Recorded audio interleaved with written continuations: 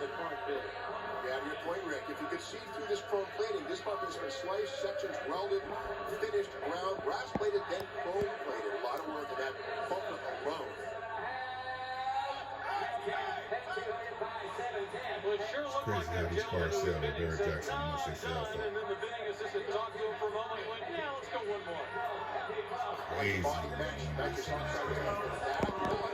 that one at the speed shop. Going to have that one refilled, otherwise going to lose your battery. And OS, $251,000 for 1971 Camaro.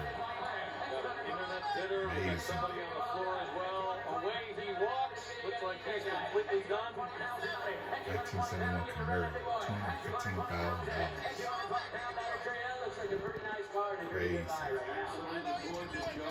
For that gentleman handling the internet bidder, his job is to make sure that the auctioneer knows that the internet bid is involved. It's not just a number that pops up on the screen. It's a person who's sitting there handling it.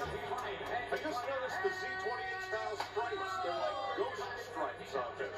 $217,000. $217,000 for a 1971 Camaro Custom, the ultimate Camaro, the 598. Barrett-Jackson.com is a place you can go to find out everything you need to know about the Barrett-Jackson world. Look at all the cars that have already crossed the block, as well as those yet to hit the auction block. And this is a Corvette we have all watched out in the staging area. You've seen it for the last couple days. 1962 Chevy Corvette. A piece of art, a 1962 Corvette Custom. Let's call this not a convertible, but a topless roadster. One thing I like about it, it merges a lot of Corvette parts from different Corvette families. It has 4 Corvette aluminum suspension front and rear, and the massive disc brakes. Under the hood is an LS7, which is the 427, which debuted in the Z06 in 2006. The beauty of that engine, titanium connecting rods, yup, in a production engine, 7,000 RPM, yup, no problem. Great little engine. A beautiful champagne metallic with just a very hint of green to it. Custom tail lights as well, and these rear fenders have been pulled to accommodate wide wheels and tires. The difference between a roadster and a convertible is simple. A convertible, you can raise the top. A roadster has none. I like the exhaust outlet in the center below the license plate, sort of a triangular village shape. Really well made. Hides in plain sight. That's not stock, but it looks like it could very well be.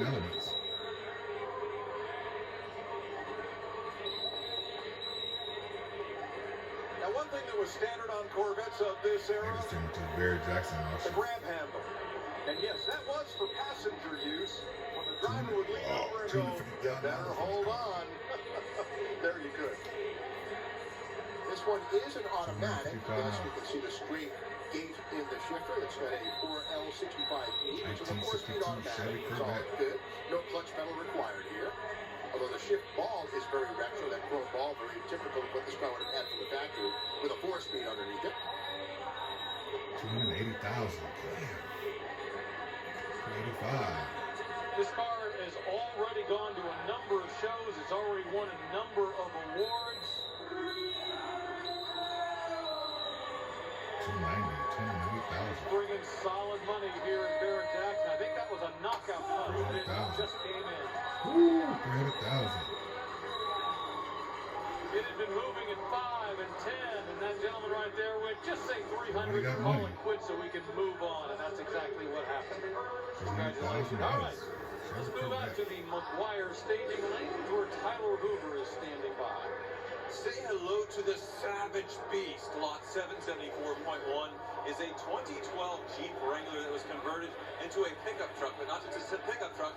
Look at this, a 6x6, and both of these axles are actually fully functional. They have a drive shaft in between, going to both differentials. So this thing's really ahead of its time. Being a 2012, the Gladiator hadn't come out yet, and so they had no pickup truck at all, and 6x6 is, well, it's a more recent thing. Now, this was commissioned by MLB player Andrew Jones.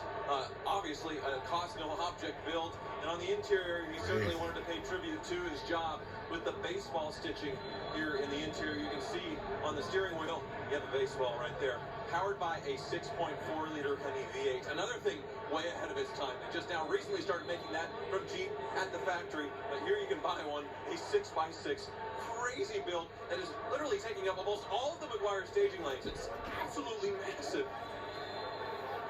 There's a reason they call it Savage.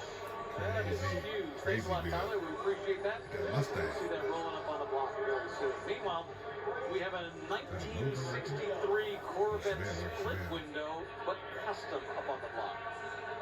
Well, custom it is. You know, it's kind of, some would say sacrilegious to modify a split window, but remember, they made 10,000 of them, and it's enough to go around, I dare say, to feed all tastes. This one's been pretty well modified. It's riding on a Corvette chassis concepts, frame, and suspension.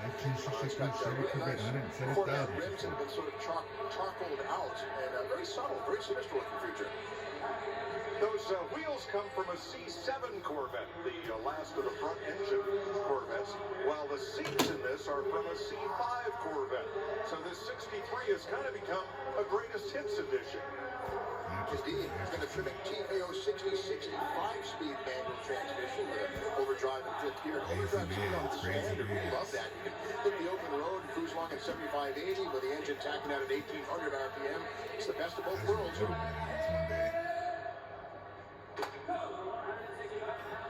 if you're willing to pay $165,000, you could have the best of both worlds in that 1963 Corvette split window custom. And as it rolls away, we're going to take a quick break. We'll come back to Houston in a moment.